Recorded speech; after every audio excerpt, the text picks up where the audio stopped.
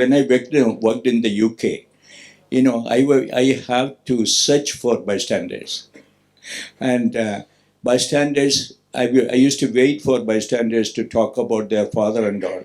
On a Sunday, I will wait there. I'm not working on a Sunday, but I will go and wait there because Sunday the daughter comes with a flower to see the dying father. That was the only thing which the bystander was.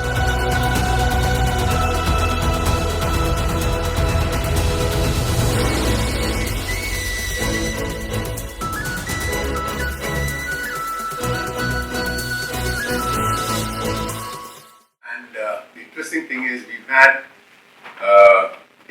for the last few years, we've had schools from Kerala going to the finals, and we've had a girls' school, a government's girls' school from Calicut, which actually won a prize internationally. Okay, that's a kind of. Similarly, we have another line which is on women entrepreneurs, and there, which those of you can definitely look at it, because, like I said, the speakers are great, and there are a lot of learning to carry from there. And many of us have been regular. Yeah. The other initiative of TiE is something called CAN. It's a Kerala Angel Network, where we do pitches. They have a very interesting model there, and they invest in the entrepreneurs. And actually, along with the TiE, we generally have a pitch festival. I don't know how it's going to be this year. Pitch festival. There's something called a Capital Cafe where you come in and pitch. You're of course shortlisted, and those who are shortlisted get an opportunity to make a pitch. And then many of them end up with funding. And there the funding is not only from CAN, but it's also from other angel networks from across the country. So thank you very much, and happy to see all of you. Thank you. Dr. Sahadulla, let's start the session. Good afternoon, everyone, and thanks for coming to this conversation. Good afternoon, and welcome Dr. Sahadulla to this conversation this afternoon. I've known you, I think, for over 20 years. We met the first time when we were setting up KIMS. It was just a project in the making. And I thought we would give the audience a sense of the journey, mostly focused on KIMS. So the first thing that I'm sure that everybody here would like to know, and I am also very curious about it, you had a very successful career, international career in medicine, doing extremely well for yourself. What made you come back to Kerala at that particular stage in life and start an entirely new venture? Thank you, Padmakumar. But let me welcome everyone and good evening to everyone. And I'm so happy to see that a lot of people have come. I'll try to keep the earnest. The Pe Charcha, I think the Coffee better. Coffee or not? So the chai part will be more interesting than the last part, Charcha. So only the chai is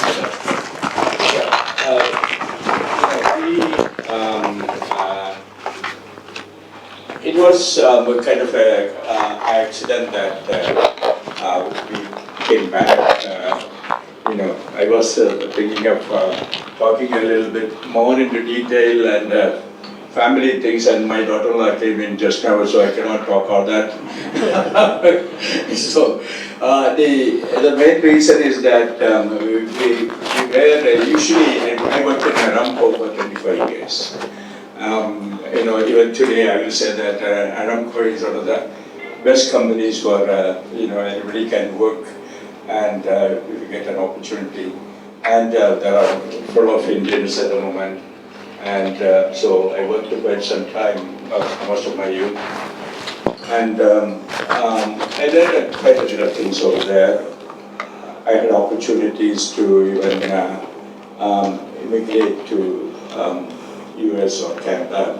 All the doctors go that direction. Nobody from, a lot of goals, a lot of people were there, in various positions and doctors, and they all go to US. But mine is that my family situation was in such a way that I was always connected with Trivandrum, and I studied here, I grew up here and all that, and even though I worked quite a bit of time in Calicut, at least 3-4 years, and my wife is from Kasaragod, and so length and breadth of Kerala, I was familiar. So I had a lot of connection here. So, but apart from that, I had a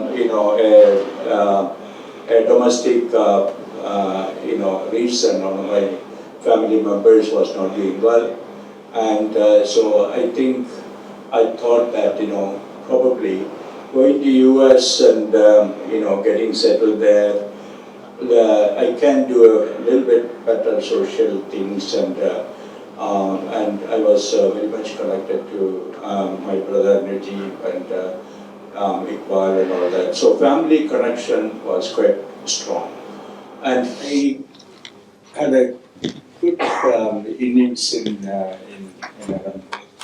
and I always remember that I worked in the infection control. All that I'm practicing today is medical specific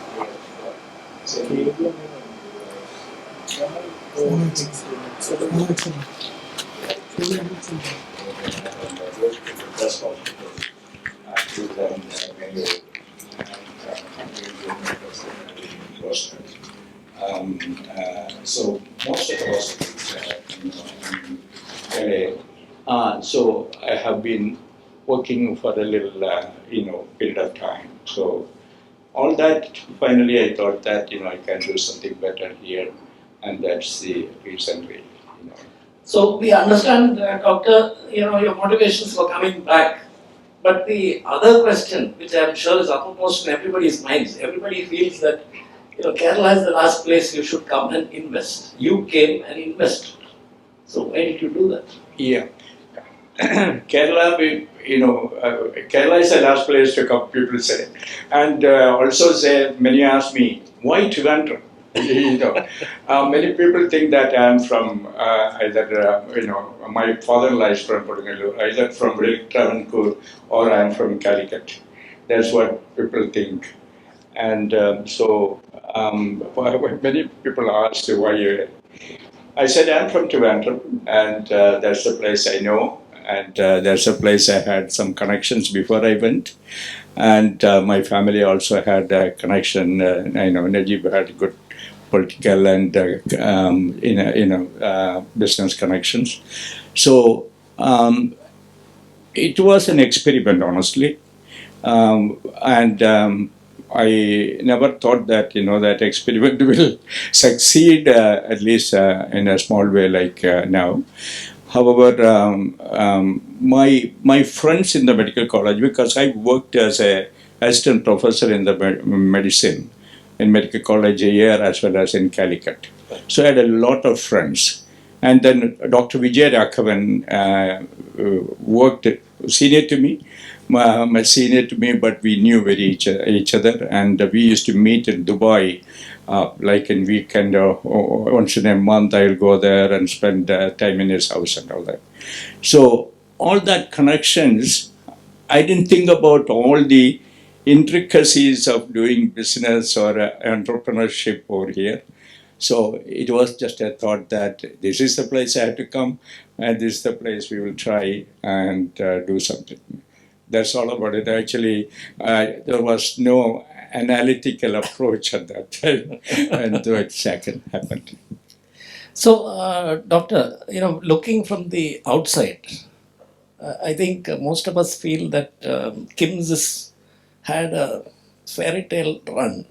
It seems to be one success after another, uninterrupted for over 20 years. So, is that how it was, or did you have any challenges or failures along the way? Yeah, challenges were from the very beginning, and I remember, we went to Apollo, to prepare a project report myself, Vijaya Raghavan, and Najib and all. We went and stayed there for 2-3 days, met the top people in Apollo, wanted to help to prepare a project report here. And there were a couple of Malayalis on the top of Apollo. And this first sentence they said, "Where are you making the hospital?" I said, "Trivandrum." Forget it. And so I said, "Why?" He said, "You are wasting your time. It will never succeed." And so I thought that it was very abrupt, he was. And so I said, "Thank you very much." And Vijaya Raghavan said, "No, sit down." I said, "No. We will get somebody else." And so we went to another group, and they helped us to prepare the project report, because you need a decent project report to give it to the bank. And when we went to the bank, no bank will give any debt financing for the hospital in Trivandrum. And I had a hard time to get Canara Bank, for example. 2-3 banks I went, and Najib was also there. They didn't want to listen to us. And I'm so glad to say that after 2-3 years, they all lined up, in front of my office to get, to give finance and, and to start account. I'm not boasting on, but it was quite true that, including SBI and all, nobody wanted to listen to us. So we went to HDFC. And that was a time, there was a good Malayali guy was there, Mr. Menon, and he said, and the most important help came from KSIDC. And KSIDC, TK Nair, and he was very proactive, and Najib knew him very well and all that, and so he was very proactive and he encouraged us very well. And then Abhidab Kant, at that time, was the MD, and he said, not only that you go ahead, we will give you a small debt finance, as well as take an equity. It might have been small, but we could quote that a government agency is working with us, and that helped us to get the finance. But fortunately, after 2-3 years, because it was about 18% interest from SDFC at that time. So then we wanted to pay back in 2 years' time, and they said, no, they will reduce, you keep the loan. No, we said no. And so one after the other, we could pay back that. And so there were a lot of challenges, and financial challenges, and but a good teamwork developed, and we always, kept our integrity, and no kind of second. Black money is the right term, dealing at all. And doctors are all paid through the bank. And, so from the very beginning, we could put in the system. So new entrepreneurs, youngsters are all there. I will say that be firm with your integrity and truthfulness, and don't change at all, at any account. And if you once change and shortcut, I think you are done with. And so many people have, so whether an ethical medical business, if I say, will succeed in Kerala, it was the question, or in Trivandrum. And I thought, if I can't do that, I should do something else, because there are so many people running a hospital successfully and all. And but how ethical, how quality based was my question. And all my friends, medical college friends, a lot of classmates, all of them were very, very helpful. So I think I got a lot of cooperation. I have nothing to complain in those areas. And even my competitors, when we started out, we called all the competitors, and even today, we have got an extremely good relationship with every hospital in Trivandrum. And they all call us for some help or others. And I extended, even day for yesterday, Srijitra called. They did not have a particular stent, and can you provide? I said, this minute I will provide. In 5 minutes, I took the stent to Srijitra. And we have done heart-lung mission to medical college. Every hospital, and vice versa. When I need it, I ask them. And I never felt that anybody will say, oh, you are a competitor and you will not give it. Yeah. With Cosmo, with, Murugan, and with Dr. Ashokan, every one of them, we maintain good relationship. So the competitors, maintaining a relationship with the competitors is very important also. I mean, there are a lot of youngsters, so I'm saying that, many people will not even go and invite them and all that. I went to all the hospitals before starting. I spent time with them. In fact, I learned a lot of things from them. And however small or however big they are. So I think it was not without challenges, but the steadfastness perhaps helped us. And the 2 years of COVID was pretty bad. And that was a challenging. And that time we had to cut the salaries down for, that was the only time we got the salaries down, and we could not give dividend. Otherwise, from the 5th year until every year, we have given dividends or right issues. So on a personal note, I have been actually, my family and I have been customers of KIMS Hospital for almost 20 years. So it's several generations of us. And since I am from the medical device field myself, I generally observe things when I go to hospital as a patient or as a bystander. One of the things I found unusual in KIMS is that most of the people I came across in KIMS were courteous and they were competent. Now, why I'm saying this is unusual is in Indian industry in general, these are exceptional things. This is not the average Indian company on either count, courtesy and competence. So how does KIMS do this, doctor? And do you place any emphasis on training? What kind of training do you do? We'd like to hear your thoughts on this aspect. Yeah. Actually, that's another learning I had. In fact, there was a very good nurse working with me in Aramco, and he was excellent. She was from Vellore, Tamilian girl. So I asked her, you want to join me? And she said, no, sir, I'm going to US. And I said, fine. And I asked her, well, what do you suggest that I should do if I'm starting the hospital? It was ready by that time. She said, sir, always empower by the nurses by training. That's what she said. And very good nurse she was, and but I always remember that what she said. And I think Aramco's success was mostly training, irrespective of the category of job, training. Even today, I could not live up to that to my satisfaction. And we started training, the onboarding, pre-employment physical. Actually, even today, when some of the doctors come, and some of them are very, very famous consultants and came from Chennai and joined, they should undergo a pre-employment physical. So first they raise the eyebrow. They come to my office.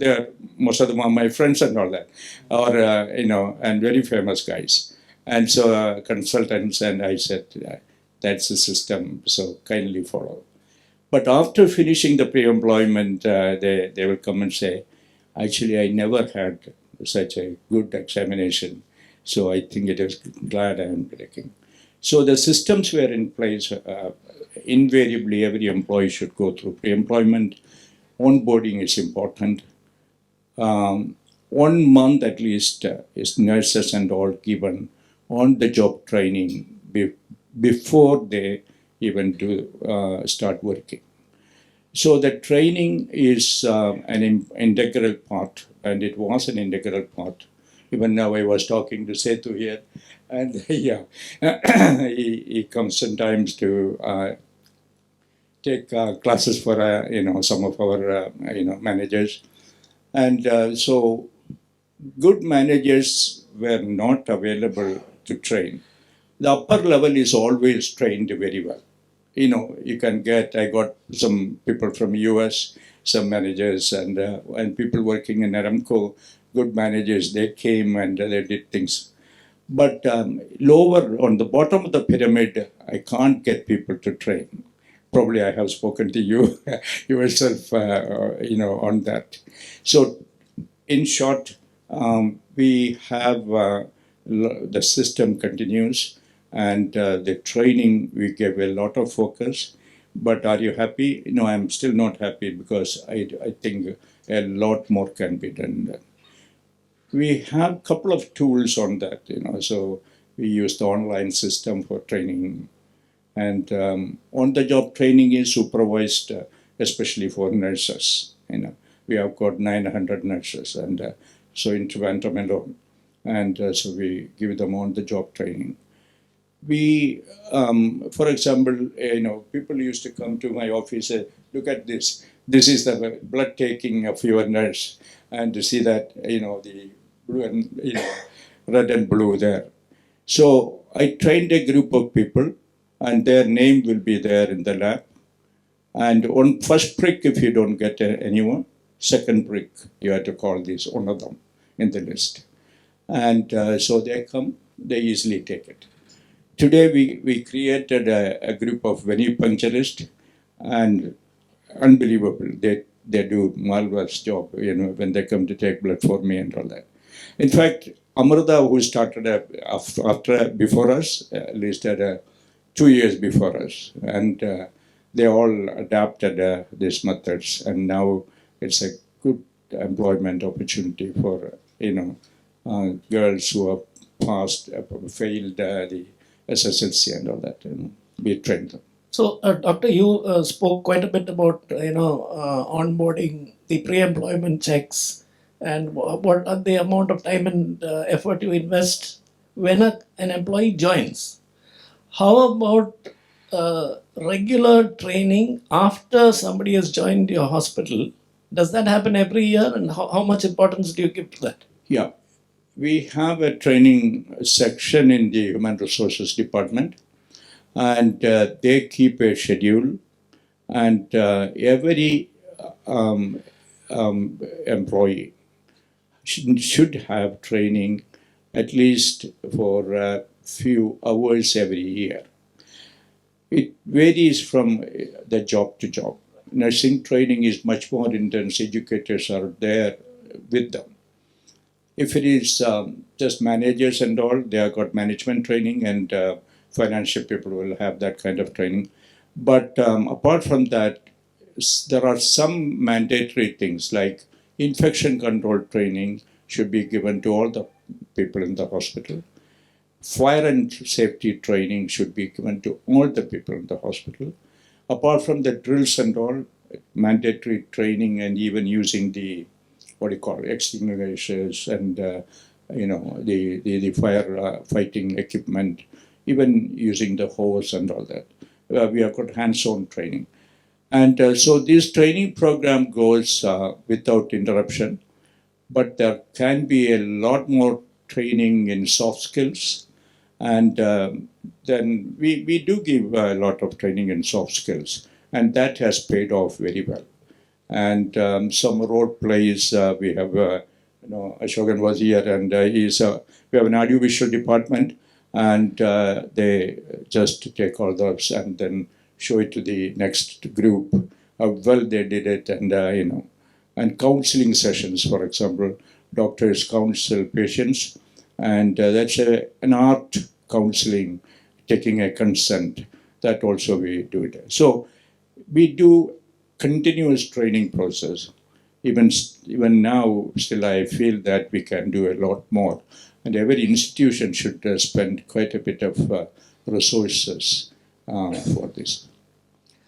Doctor, hospitals are by and large, not very well managed in our country. We have now increasing number of professionally managed hospitals, especially in the last 20, 30 years, probably after the Apollo Group came in with that professional system. And we also know, we've heard that doctors are not particularly good managers. We have, I think, many instances. I have personally come across quite a few of these people. So, you have to practice your medicine. There is a lot of technical input there. There is also a service aspect there, but it is also a business. So you have to, balance all these things.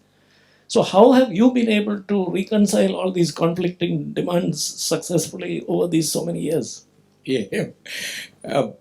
Probably, I had opportunity, so I was even today, if I was asked to choose between management and, clinical medicine, I love clinical medicine. And even now I'm very constantly involved.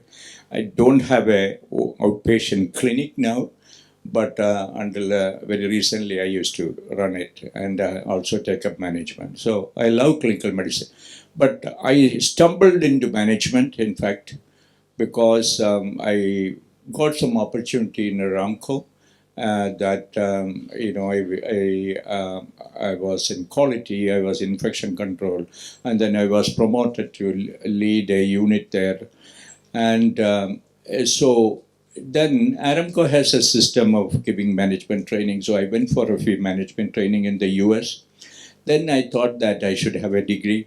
And so I took, from UK, a degree that was, it's partly I should go there, but only part of the time. And then they come to Bahrain and Saudi, and then we go and take weekend classes. And that was, going on for 2 years. So that 2 years, I got the degree from a good university. And so that gave me a little more insight into management. And most of the managers, even in Ramco, were not trained managers in the healthcare field. And so therefore, I got opportunity there. And doctors are generally, are not encouraged to be managers, or they haven't become managers. If you look at worldwide, it's just less than 1% of people in the hospitals are managers. But that scenario is changing now. And I feel that I'm encouraging doctors to become more managers. Because if you look at it, doctors, they have to make decisions. And decision making is the most important management. And they have to take, at the nick of the moment, you have to take decision to operate or not to operate. So they have all the capacity on that. And then you have to change direction. Okay, unit is not doing well, you stop it, or you discontinue and start another unit. All that quality is there on doctors. But doctors are so focused with the patient and, clinical matters. They don't have insight. Out of the box thinking is much less. So in a hospital, if you manage doctors, you are managing the hospital very well. So, so I got that opportunity, and so that's how.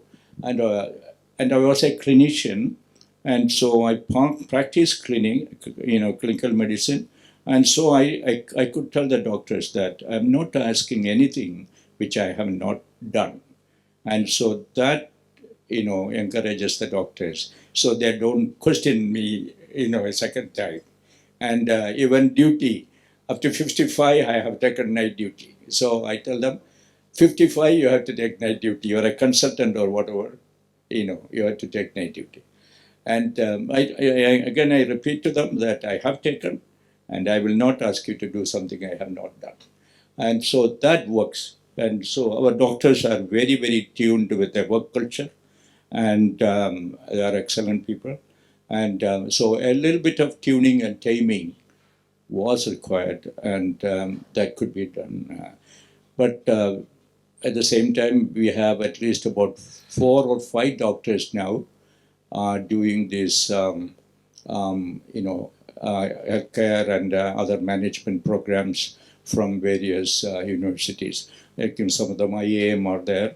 And then in the Hyderabad Staff College, there is a very good program. Yes. And 2 of them are doing that. So they want to come into management. So doctors can become good managers. And they are going to IAS and all that.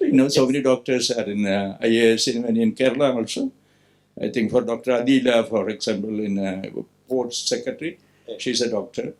Vivadu, as Chief Secretary, is a doctor. So I think there are a lot of doctors now. So, doctor, when a doctor is treating a patient, curing a patient, it's not just his or her knowledge and skills or the infrastructure. You also use a lot of drugs and medical devices. If you take the best hospitals in India, there is a complaint that not enough made in India Atmanirbhar products are used by the top end Indian hospitals. So, what is the scenario in KIMS? Is that the same? Is the percentage of Indian manufactured medical devices, is it small? And if so, why? Yeah, see, Make in India is an excellent slogan, and now we have changed it into Make in Kerala. And but I should admit that we don't have enough Indian-made equipment in the true sense. But if I elaborate, the beds, for example, Janak is a company in Bombay and it's really Indian-made. So all our hospital beds were on TiE, were Janak beds. And then we wanted automated beds in the ICU and all. So we went to them, I have gone to their factory and all, and told them, and they made automated beds, but finally the automated beds became more expensive than Hill Rome or other kind of international beds. So the cost factor, unless it is very competitive, you are not going to win when Make in India. That's number one. Second is certification. We should have an international certification. So that's why even when the quality concerned, our hospital went to international certification of Australian accreditation. And first, even before India started, the Quality Council of India started NABH accreditation. So the same way, one international accreditation, CET, CE or FDA approval, some is definitely required. And that is lacking in many cases. And third thing is, it is not a sale. Equipment purchase is not a sale. I believe it's a relationship. And they are not very good in establishing relationship and supporting us. They want to sell it, and after some time, call for downtime is increasing and all that. Having said that, we have got a good number of, on our scan mission and in Kollam, that is that's from Make India. Beds are there. And then GE and Philips and all, what are they doing? They are making in India now by assembling in Bangalore and Bombay and all. And that is a bit more lower price than international import. And so we buy that. So we have to compete and with international brands and establish ourselves. And otherwise, that confidence building will not happen with even the local buyers. Otherwise, we should buy just because it is this one, because Make in India, and then we may end up in problem because it's patient care. We don't want downtime and things like that. Scanray is we have their equipment. In there's a hospital coming in Nagarkoil, and we are going to try mostly make in India. And but still, if you look at the prices, it's marginally only different. So for that marginal difference, will you take such a big risk? Is the question we have to ask ourselves. So some more competition, I'm sure. Agape is a good lab company. They are producing a lot of chemicals and all, and so we are talking to them. So that would be very good. So you would say that Indian manufacturers still have to significantly improve their quality. Correct. So- And especially for support Yeah. and attending downtime and certification. Maintenance, after sales service, certification. I agree. So, on a related topic, you're aware of the fact that I am connected with this government initiative to make the medical device devices. hub of Yeah, the yeah, country yeah. in 10 years' time. So, many people feel that it may be over ambitious. Do you feel that it is at all feasible, or is it, No, I don't think it is over ambitious. And we are, Kerala is always a very good consumer society. And so consumables, medical devices can very well go here. And they are not big manufacturing units. They can be very small but decent, and supplying for Kerala and outside is possible. And but again, we should live up to the quality and we should compete with outside. And we have got the know-how. Probably you have the commitment, and money we can always raise. I don't think it is a problem. Even if the government cannot spend or they don't want to spend, that's a different thing. But I certainly feel there is a scope for it. When you say medical devices, you are talking about hundreds of them. Yes. Yeah. So we have to pick and choose the right ones, which has got a real market share we can capture. And some of these IIT graduates and all that, some of the startups which has come, I had a little opportunity to IIT Madras to talk. Amazing, they will add a lot of value. So if we can put a foundation for that and we should try. And we have got a lot of educated and trainable people here. And so I think we should really try for that. So I'm going to go at a slightly different tangent now, Doctor. There has been a lot of negative publicity surrounding the medical profession. I mean, if you see the news, there have been attacks on doctors. Physically itself, it is becoming a risky, dangerous kind of profession. You are also seeing a lot of youngsters coming up in the medical profession. So what is your assessment of these youngsters? I mean, are they better or worse than, for example, your generation? A lot of youngsters here, I can never say that they're worse. So I feel that they are not at all worse. Their approach and ideology probably is different from people aged like us and or like me at least. And so therefore we should see that with a different perception. So always the perception makes the difference. So I have always faith on the youngsters, but they also should be trained well. And experience comes from making mistakes. And so if that is true, and they also should get opportunity. Youngsters now, they want to change fast. They want to make money. They are not attached to a thing. And many of the youngsters, I say that the Rolling Stone gathers no moss. And the old saying is still good, I feel.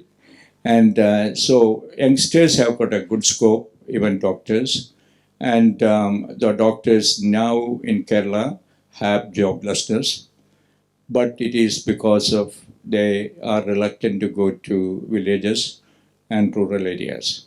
And they all want, see, for example, I've got hospital in Kollam and Kottayam, I can't get people there.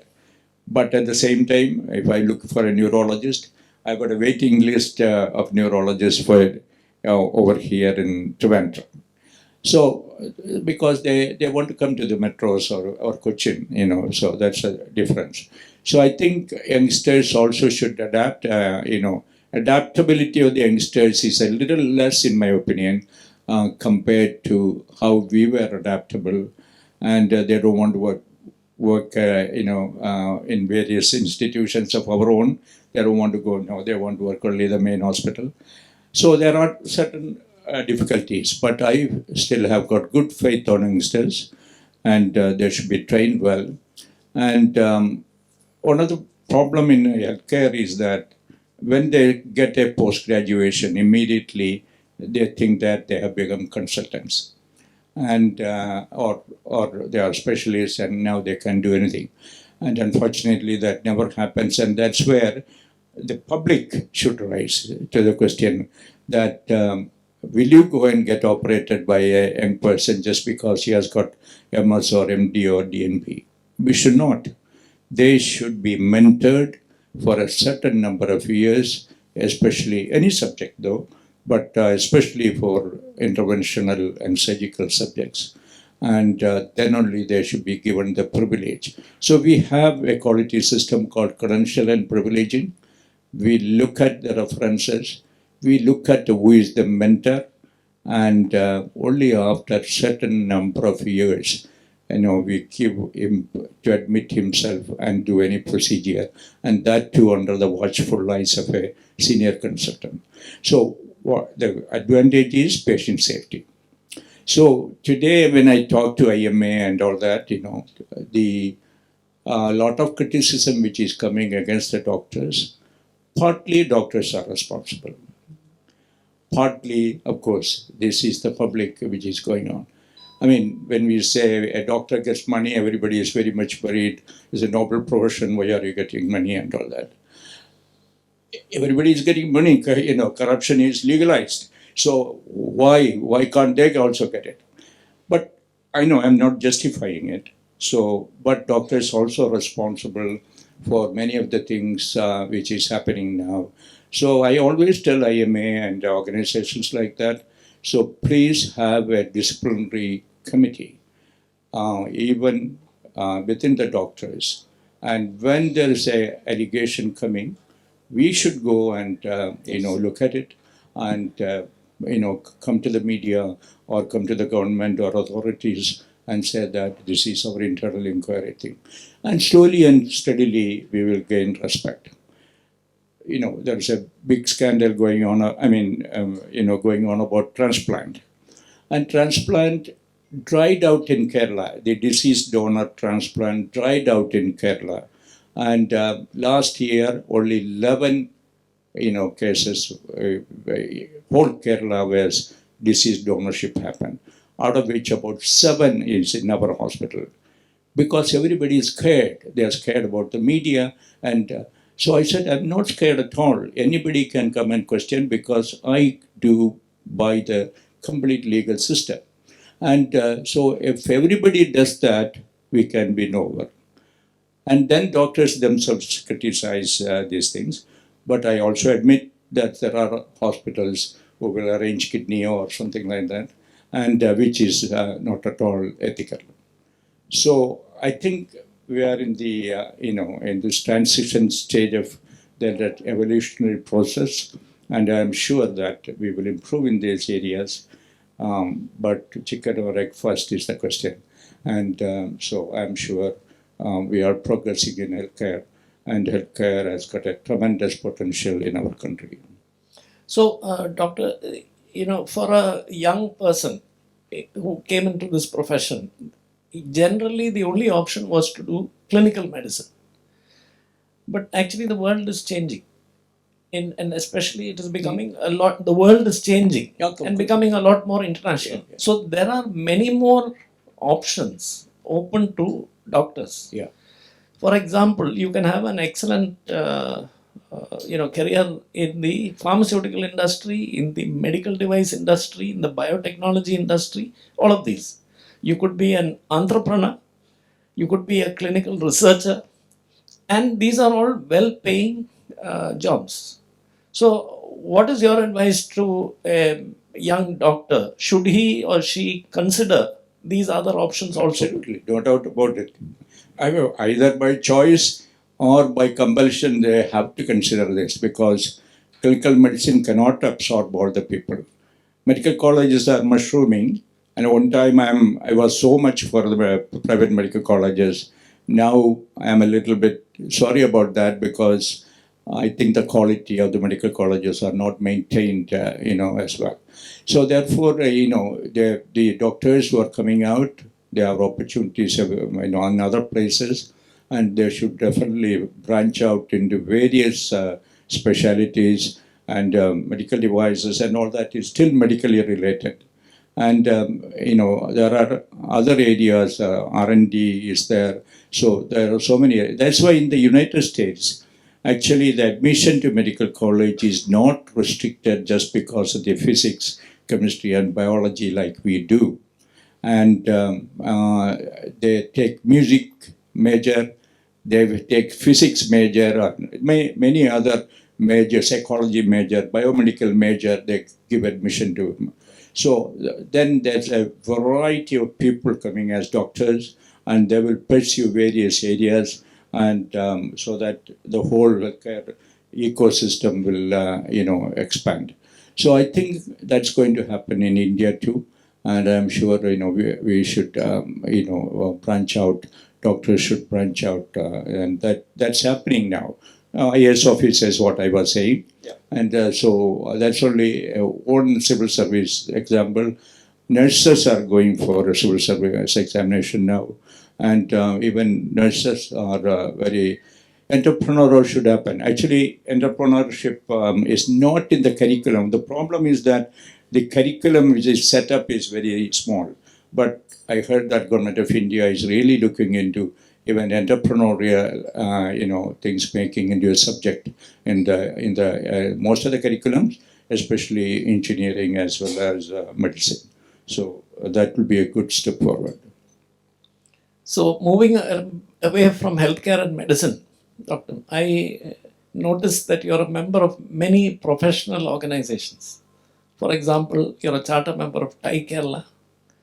You are a member of, and of course, past president of TMA, the Management Association of FICCI, and I am sure of numerous medical professional associations.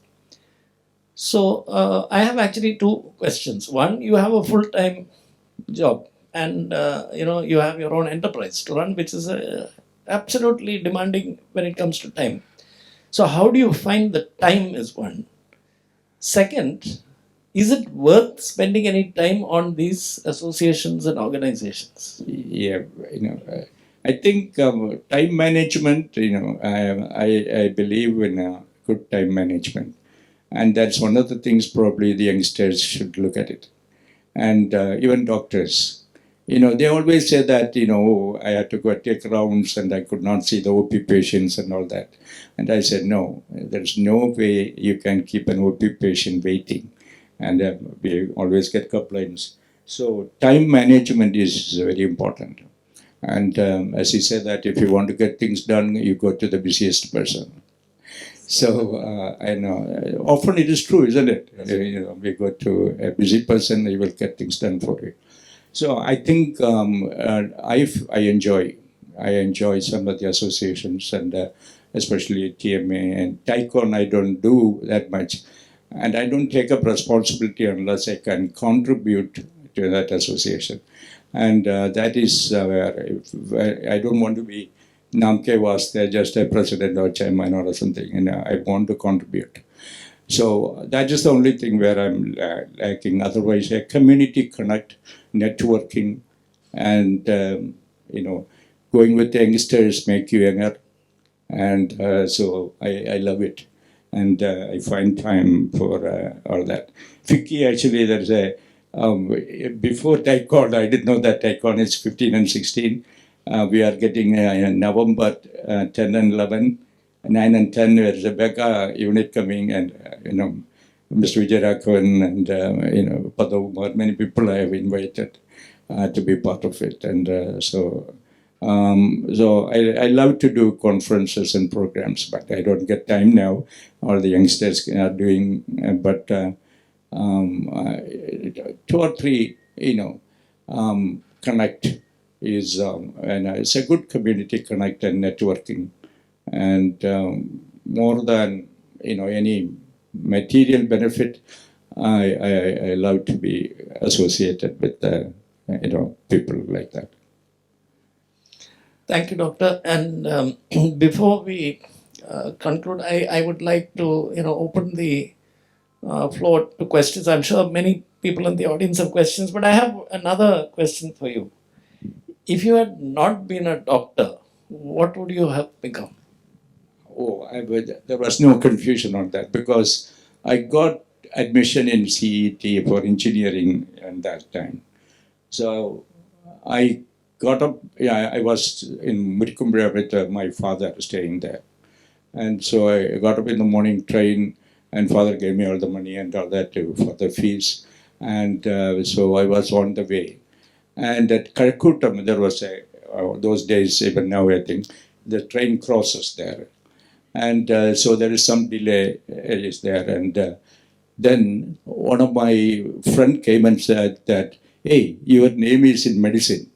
And so I was supposed to get down at PETA and go to CET and join. So I got into the other train and then back to my father and said that, I got this one. And then, so if it was not medicine, I would have been a CET graduate. Maybe I was an ISRO, like Karta and all that.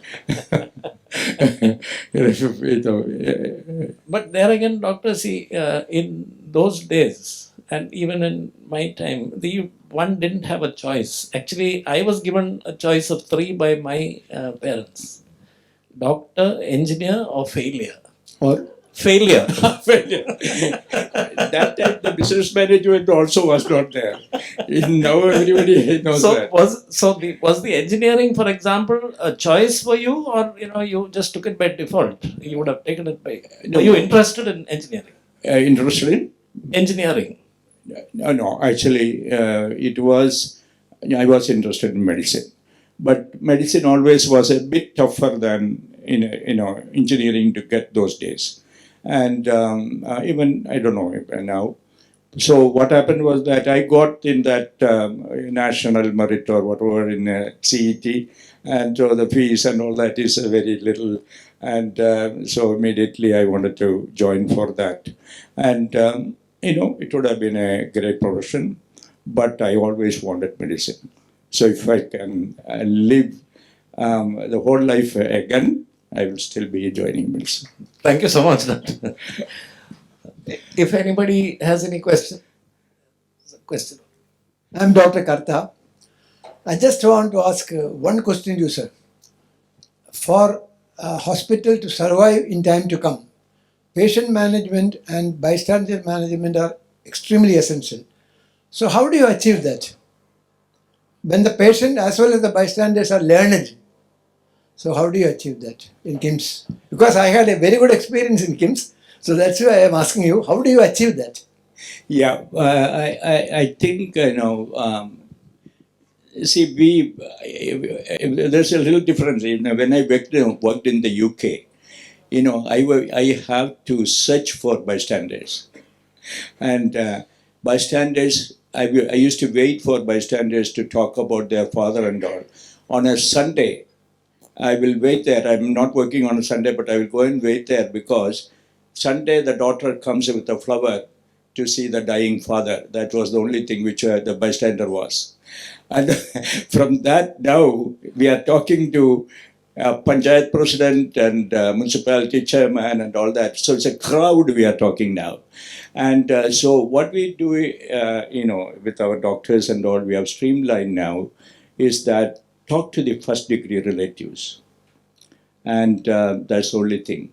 And there's a lot of training required, because when we talk to a patient or bystander, we should have the integrity, the honesty, the confidentiality, and the patient autonomy should be respected. That is not in our curriculum. Probably that comes with experience. I can tell you an example, which is there's an American lady who came to me. Sorry to say this. This is a classical example. That's why I'm saying. And came to me and said that she wanted a pregnancy test, and I did it. In the evening, the husband came to me and said that I want to know the pregnancy test result. So, fortunately for me, I just had a brainwave and I said, I'm sorry, I can't give you. You have to go and ask your wife. And he insisted on giving it. And fortunately, I did not give it to him. Because in their culture, or in Aramco culture also, I cannot release an information to the husband unless the wife has given me a consent. We don't go to that extent here, but bystander communication and patient communication is very important for the doctors. Doctors think that, writing medicine, doing a surgery, and that is medicine. No, medicine is far beyond. I think all the people, our recipients also, our guests also should grow up to that extent to question a doctor, politely, of course, and that what you want. And so many times this education of the bystanders are very good. So when they come and ask questions, we should be bold enough to say, I'm really sorry, I had to refer and come back. And most of even our residents does not want to say I'm a resident. They all want to pretend I'm a consultant. So I tell them, be proud to be a resident, and then say that I will ask my consultant or I will refer and come back. So the culture in the last 20 years has changed tremendously. And so they will say that.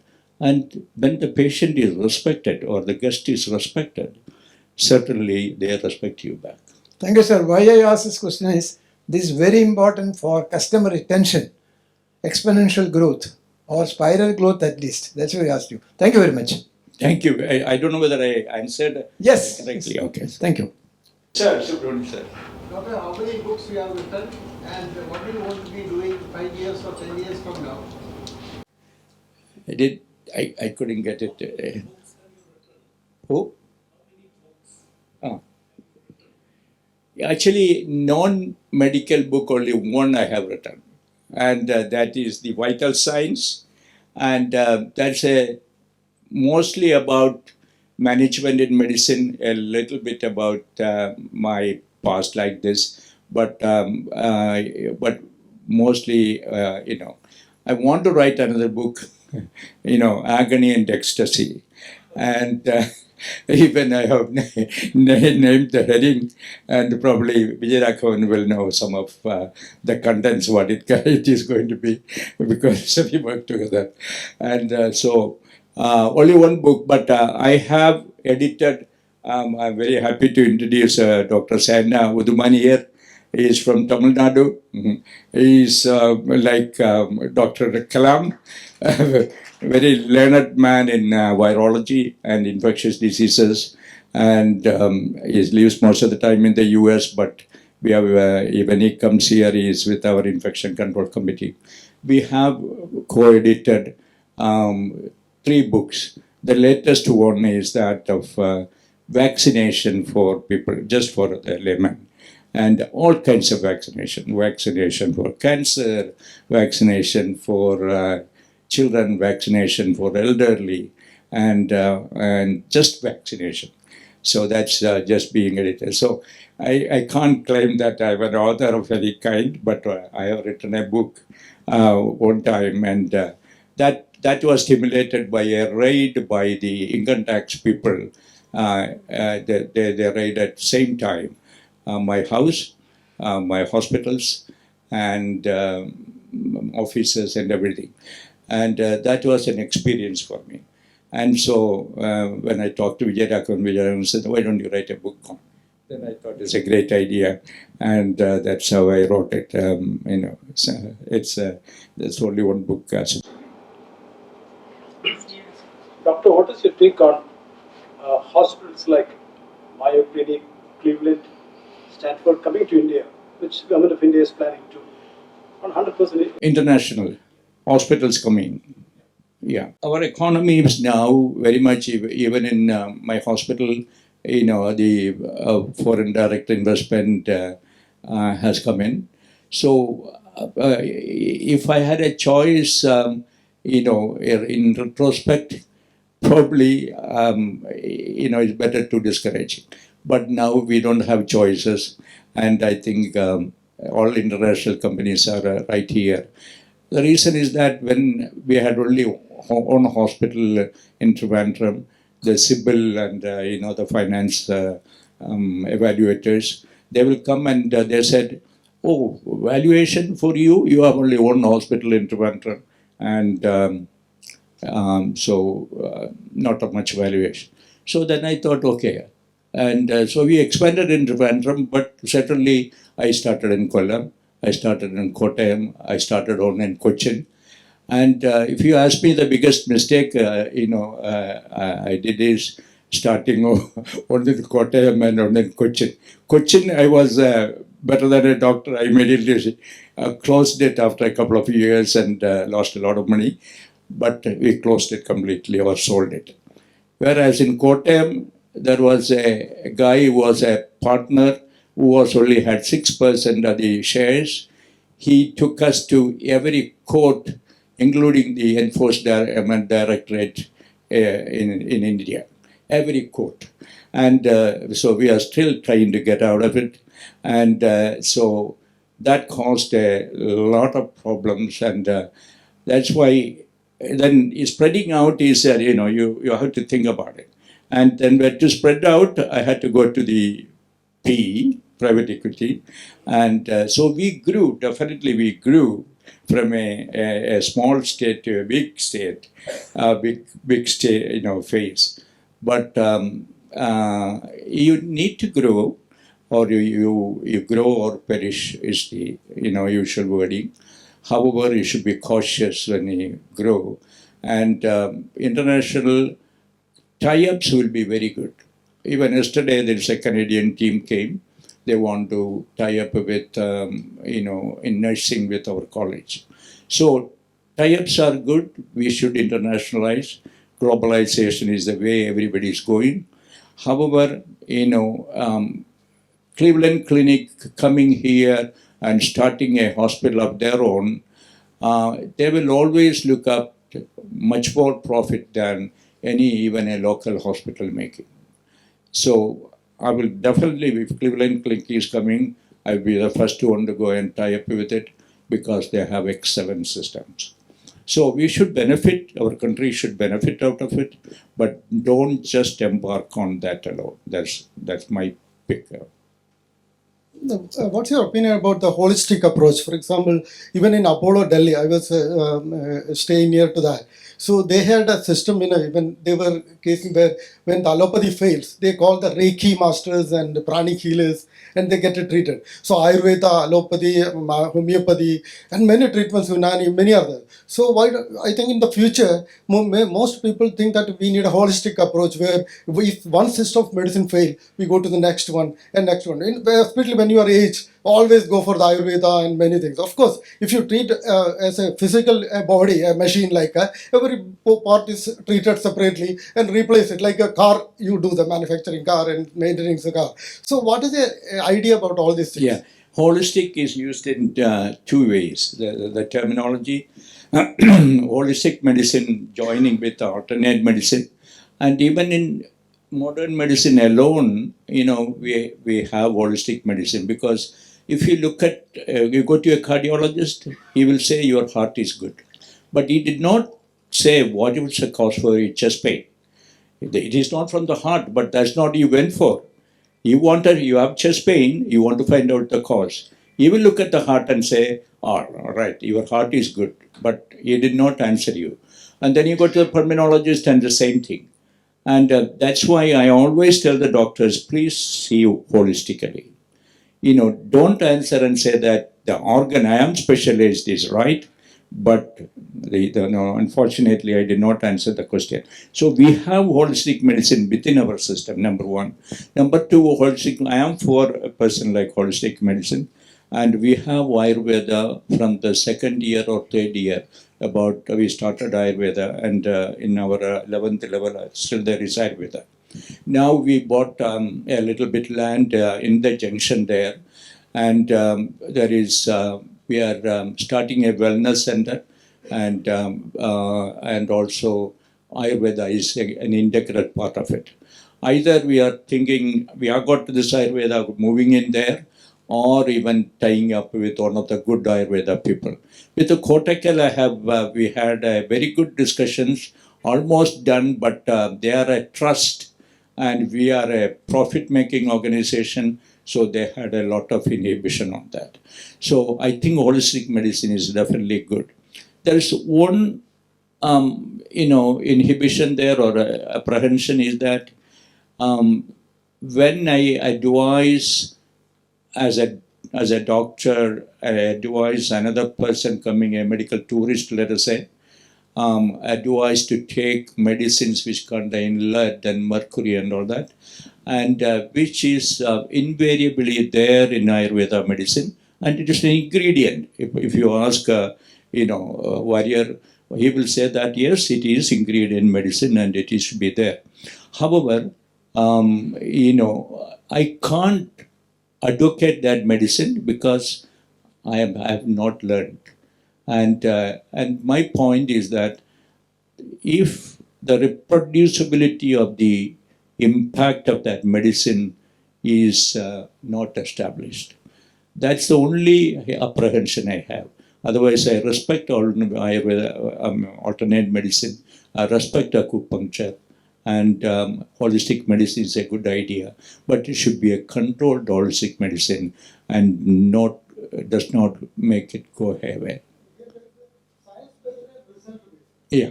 Most people, from patients and from my case, for example, I will see the result with whether the result is coming okay or not the science base, which is always Correct. Actually, I had Qatar ambassador in Bombay. His uncle admitted here a few years ago, and he came like a board of food, and so physiotherapy. He was paralyzed and all that. So physiotherapist, I called my physiotherapy department and said, "What can you do? Bed sores and all." Finally, they worked on it for 2 weeks, and some improvement, but not much at all. Then I called the Ayurveda department and said, "Can you do something for him?" What they want is only for this elderly man to sit down and operate and maybe have a little water taking it. So they could manage it. So it is result oriented. They could do it in 1 month. 1 month is children used to come from Qatar and stay with here, and so definitely wonders happen. But when it happened, how it can be reproduced, that's the only question I'm not able to answer. But very learned people like Warrior or Tanandari and all, probably they can answer that question. And if you get a competent person, not just for wellness, medical tourism, that has become very commercial, and that is going on that we can join with. But real authentic Ayurveda under alternate medicine has got a tremendous scope. And in fact, the medical tourism came into this state at least, as on a piggyback ride, on Ayurveda. So we should admit that. And so now it is very common. So we should join hands. That's what I believe. So I have 1 second. No, One just question. Oh, So what can you please reflect on the research and development landscape on private sector in India in healthcare, and are you engaging any startups to solve any pain points, or are there any pain points which are still unaddressed, which probably some new technology or startup can solve according to you? Thank you. See, I haven't engaged or incubated or anything, any startup by myself, but we have been the domain for 3-4 equipment in One of them was very good, and that is in thoracic surgery, and that has become a product now, and we bought that and we are using it. The others, we tried it out on patients, gave our data. I mean, trying it out on patients means it's not an experiment. You know, we have got an ethical committee and all. No patient harm should happen. So we have tried it out and gave our reports to some funds who wanted to. Okay, and even can one group of people are still working with us, I think, and on a system on housekeeping and all that. And so we have not promoted ourselves, and that's a good area to promote some startups.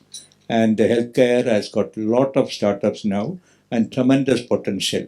But I should also add that many of the people, the youngsters who are coming with a startup, they shortcut, and they should persist and really painfully develop it.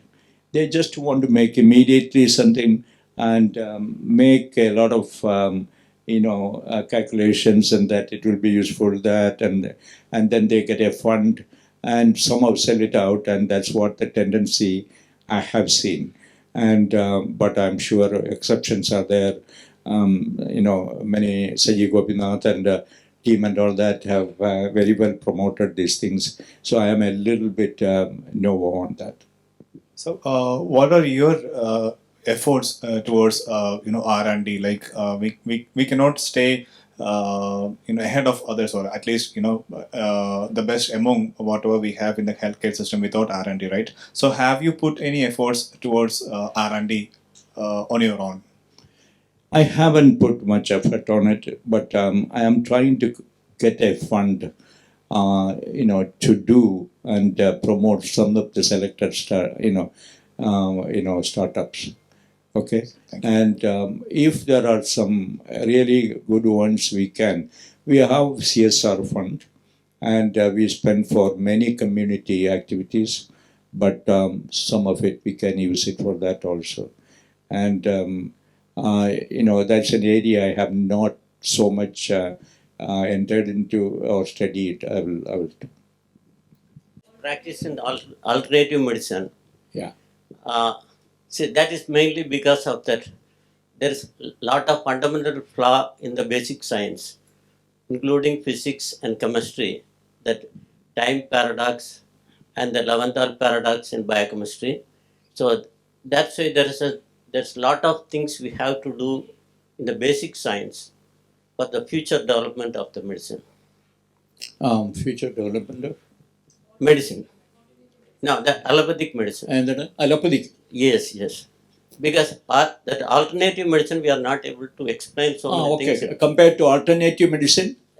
So many things we are not able to explain in the allopathic that scenario, how it's working. Yeah. So that is because of the flaw in the basic science. Yeah. In physics and chemistry, that is reflecting on the biology. Yeah, if I got the question correct, see, there are so many things in heaven and earth ratio than are dreamt in your philosophy. What Shakespeare said is exactly correct. All the things are not explained. I quite agree. And however, I feel that in modern medicine, we try to practice evidence-based medicine. And how is the evidence? Evidence is by publishing papers.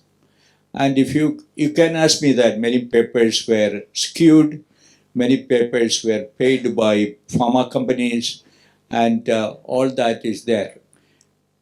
So you can't question the integrity of some of the papers, and I do agree on that. However, having no papers at all and having some papers at least to refer. So if you see, for example, I tell you, we used to, fog the operation theater all the time when we started out. That was a medical college practice. Doctors brought it in here and fogged the operation theaters. So I asked, why are you fogging the operation theater? Oh, that's we can decontaminate. I said, who said it is decontaminating? There is no evidence it is decontaminating. And we stopped it for the last 20 years at least. We have not fogged the operation theater at any time. And we have no problem with infection at all. So it is a belief which is going on, and there was no evidence on that one. So if you are looking at evidence-based, and you have to depend upon some of the scientific, for example, some of the vaccines which has come up in COVID time. It has not been tried enough to see that they are really efficacious, or at least they are not harmful to the man. And so that is where my disconnect. In alternate medicine, it is authentic, probably traditional, and years and years, ages it has been used. Acupuncture, for example, Ayurveda, for example, and even some of the other Siddha medicine. However, I have no idea that any scientific papers can back it, the impact or the effect. That is where I see the disconnect between modern medicine and alternate medicine.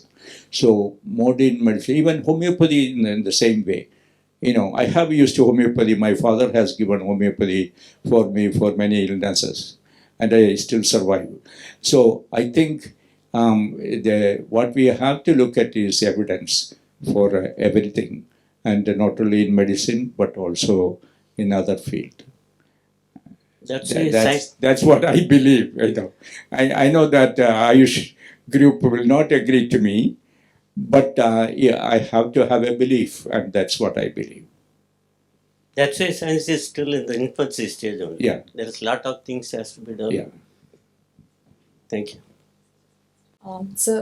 I'm a founder of a medical devices company, Bylin. My name is Dr. Lini. So I have something which is related to that gentleman said. So the problems or the real problem statements, the patient's experience is best known to the doctors. So the problem statements are well validated by the doctors, and the solutions are also validated by the doctors. So why can't we arrange the doctors in your hospital, different departments, they might be having the thought of, why can't be this innovation also happen in our daily treatment protocol, or like, for example, dialysis. So something else can also be done. Some innovation can happen. Such ideas might be there for the doctors, but doctors are basically not working on such solutions. So if the hospitals or the doctors collect the problem statements and call the medical devices companies in Kerala, like us, a lot of medical devices companies are here. Some people work in biotechnology, some work in softwares. If you call us and put the problem statements, many problems which are already validated by the doctors can be actually solved, because the innovators who are working think in a very different way, and actually we can in fact contribute to the medical sector in such a way. But why I said is that in North India, from different hospitals, big institutions, they put problem statements to the IIT Bombay, and they conduct a 5-day camp calling all the innovators and medical devices companies from all over India. They put them 5 days and they create the prototype then and there. So they file the patent. So if such thing can happen from the hospital, because in your hospital most of the best doctors are there, so they know what really a patient wants, what problem has to be solved now. So if you can arrange something along with the KMTC, then a lot of medical devices companies also will get an opportunity to do the work. Many startups can come up. Yeah, already there are a lot of startups who are working in it. I do agree. I do agree. For which we should have really an R&D section. And an ordinary hospital, usually won't have any R&D section at all. Srijitra has a very good R&D section. We are starting, in a small scale. But as what you said is that, what are the problems we would like to solve? When a patient equipment gap, or many areas there are gaps. If we expose and tell innovators like you, and then you can innovate and you can start up and work on that basis. And collaborate also. That is quite possible, because we know that where are the gaps are. Correct. And that can be done. Only thing is, when you bring it in to try that out, whether that's effective or not, we have a lot of restriction, because we have got an institutional ethical committee, and then there is a scientific committee. We should establish that there is no harm done is for the patient. For example, that recently there was a study. I need to give the discarded blood from after taking blood in the lab, and that blood has to be be discarded, right? That has to be given to a research organization. That's all they are asking. But we could not give that, because if I give that blood to that and whatever research they do, and it is directly connected to the patient, and so unless I have the consent of the patient and consent of the guest or the owner of the blood, I can't give it. So there are limitations on that, but certainly within that limitations, with the ethical committee's permissions, we can expose you to our gaps and you can work on it. But trying it out is a problem. Okay, so as I've seen you for the first time in person, I take this opportunity to thank you and your institution, because not a small incident for me. My mom is still alive because of the KIMS, because she was actually rushed to different hospitals and no one diagnosed her condition, and she was brought to KIMS and they diagnosed it, and still she's alive. Thank you. Oh, thank you. Oh, I'm very happy. Usually I hear the other way around, So if someone saying like this, makes my day. Thank you. I think we have time for one more question. Okay. Good evening to all. She said her mother or mother-in-law is alive. I am alive because of KIMS. I will explain later. Because of an accident, 4 years back, I entered the casualty. I did not explain to Dr. Sahadulla sir so far. Anyway, and thanks to KIMS. Thank you. Dr. Sahadulla sir is my mentor, and I am Dr. Nahas, the Managing Director of Littoral Global Research Foundation. Dr. Sahadulla sir is a linchpin person of medical fraternity. My question, you are, ever since I met you, you are always very pleasing. What is the secret of it? And one question. The second question is, how do you mitigate your tension? Because as an entrepreneur, certainly, I am also. How do you mitigate your tension? Stress, some amount of stress is required for all of us to drive ourselves. So that threshold you have to decide yourself. And if somebody says that, oh, I have absolutely no stress at all in the modern life, I don't believe, and that threshold of stress is there. After that, the stress taking, you should look at the action of people and try to dislike that action, but not the person. And if you did something wrong to me, and I just dislike that action at the moment, but after that, I have absolutely nothing with that person.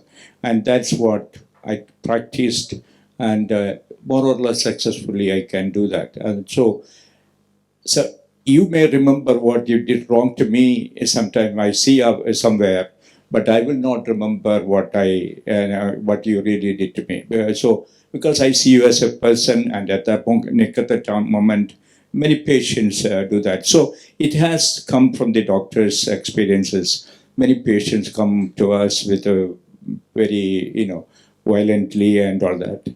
But when that subsides, they are all very good people.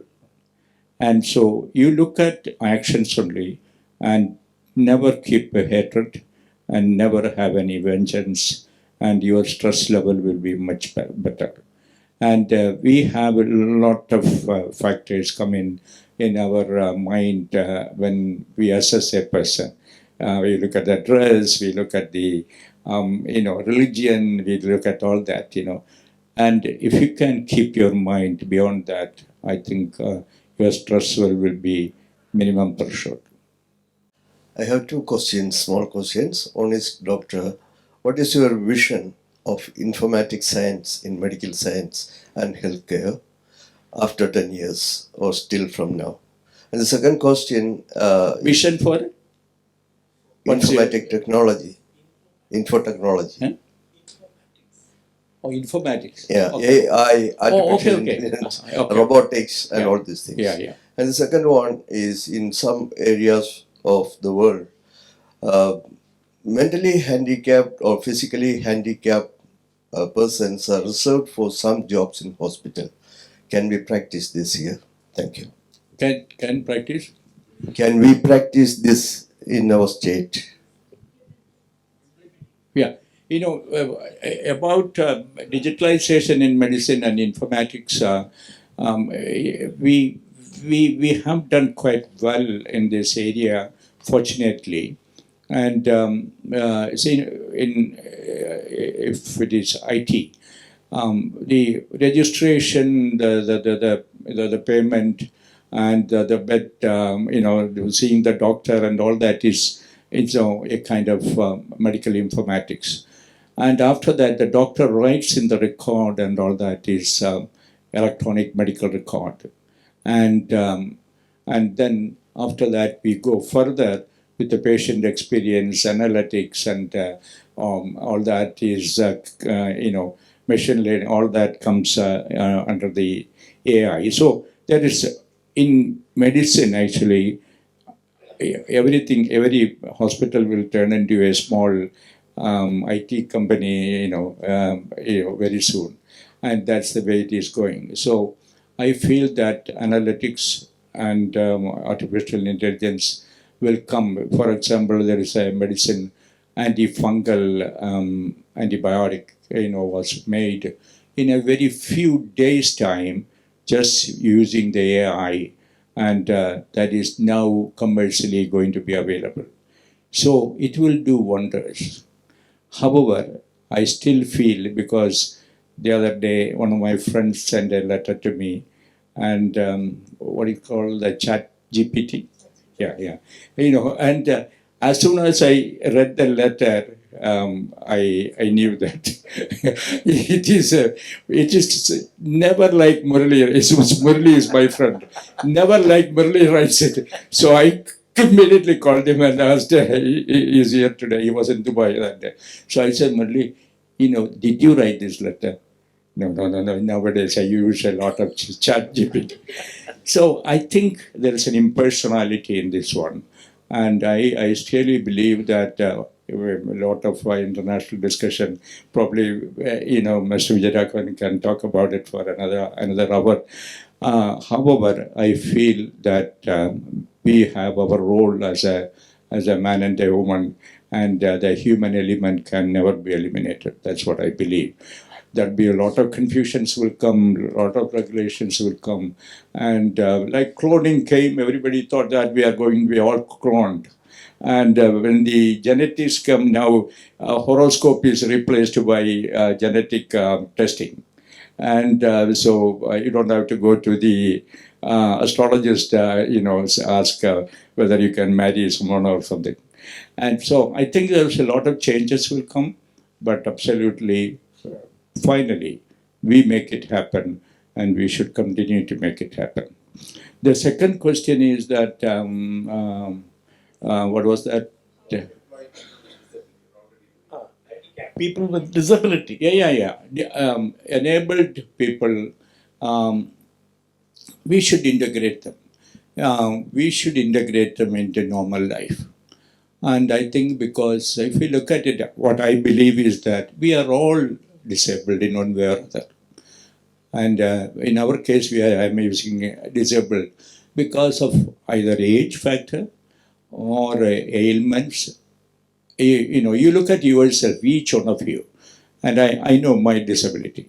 And so everyone is disabled, and we all think that we are normal.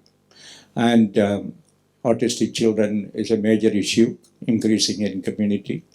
Developmental disorders, we have a complete section of this, developmental disorders. In fact, amazing when I started at all, I think, Dr.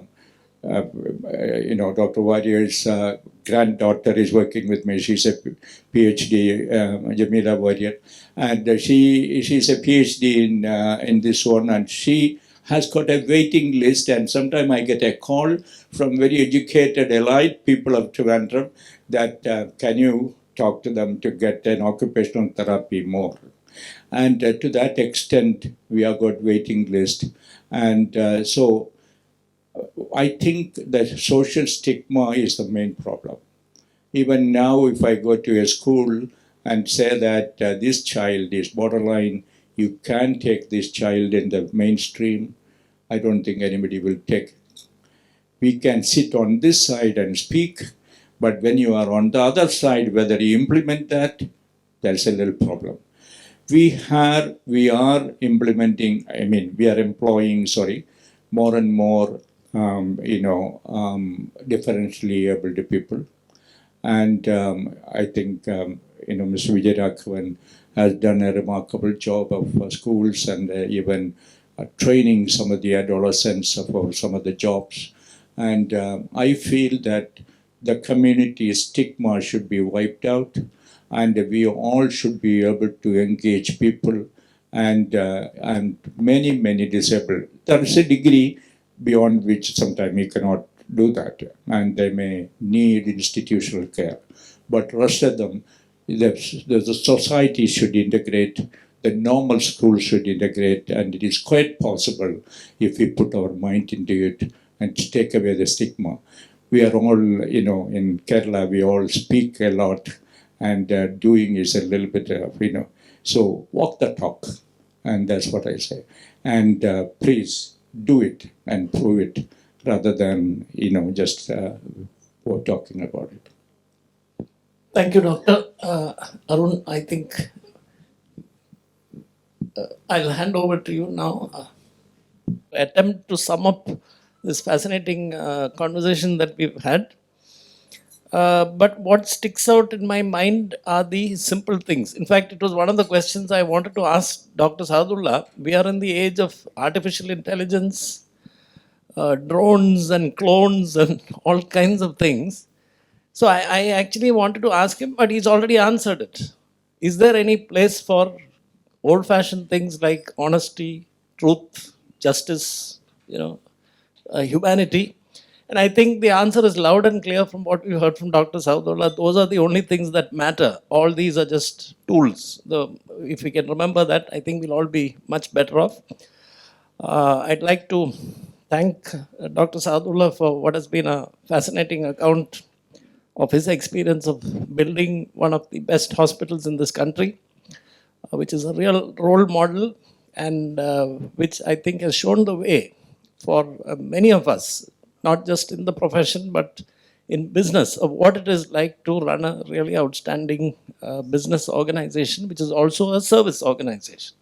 And I would certainly recommend his book, Vital Signs, for anybody interested in management. Thank you. Thank you. I'm really honored. Thank you really very much. And, this interaction and your questions really stimulate, I was reading about neurogenesis.